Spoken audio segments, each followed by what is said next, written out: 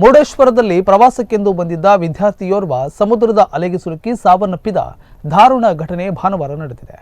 ಮುರುಡೇಶ್ವರಕ್ಕೆ ಪ್ರವಾಸಕ್ಕೆಂದು ಬಂದಿದ್ದ ವಿದ್ಯಾರ್ಥಿಯೋರ್ವ ಸಮುದ್ರದ ಅಲೆಗೆ ಸಿಲುಕಿ ಸಾವನ್ನಪ್ಪಿದ್ರೆ ಇನ್ನೋರ್ವ ವಿದ್ಯಾರ್ಥಿಯನ್ನ ರಕ್ಷಣೆ ಮಾಡಿರುವ ಘಟನೆ ಮುರುಡೇಶ್ವರದ ಸಮುದ್ರ ತೀರದಲ್ಲಿ ನಡೆದಿದೆ.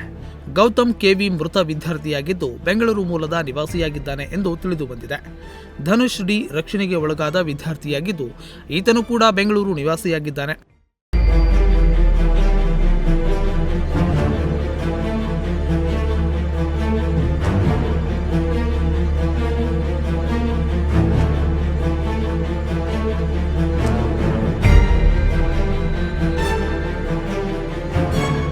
ಬೆಂಗಳೂರಿನಿಂದ ವಿದ್ಯಾಸೌಧ ಕಾಲೇಜಿನ 220 ವಿದ್ಯಾರ್ಥಿಗಳು ಮುರುಡೇಶ್ವರಕ್ಕೆ ಪ್ರವಾಸಕ್ಕೆಂದು ಆಗಮಿಸಿದ್ರು.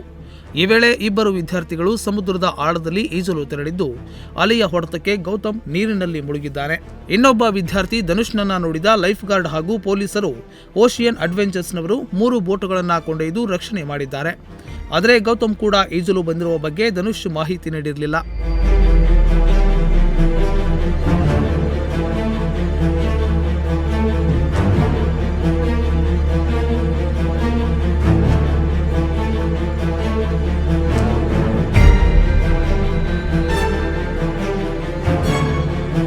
ವಿದ್ಯಾರ್ಥಿಯ ಸಂಖ್ಯೆಯನ್ನ ಎಣಿಸಿದಾಗ ಗೌತಮ್ ಕೂಡ ಸಮುದ್ರದಲ್ಲಿ ಈಜಲು ಹೋಗಿರುವುದು ಗಮನಕ್ಕೆ ಬಂದು Murudeshwar ASI Rudresh, lifeguard ಹಾಗೂ ಓಷಿಯನ್ ಅಡ್ವೆಂಚರ್ಸ್ ತಂಡದಿಂದ ಶೋಧ ನಡೆಸಿದ್ರೂ ರಕ್ಷಣೆ ಸಾಧ್ಯವಾಗಲಿಲ್ಲ.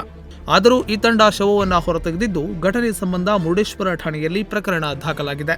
ರಕ್ಷಣೆಗೊಳಗಾದ ಧನುಷ್ ಆರ್ಎನ್ಎಸ್ ಆಸ್ಪತ್ರೆಯಲ್ಲಿ ಚಿಕಿತ್ಸೆ ಪಡೆದಿದ್ದು ಸುರಕ್ಷಿತವಾಗಿದ್ದಾನೆ. ಉದಯ್ ನಾಯ್ಕ್, ನುಡಿಸಿರಿ ನ್ಯೂಸ್, ಭಟ್ಕಳ.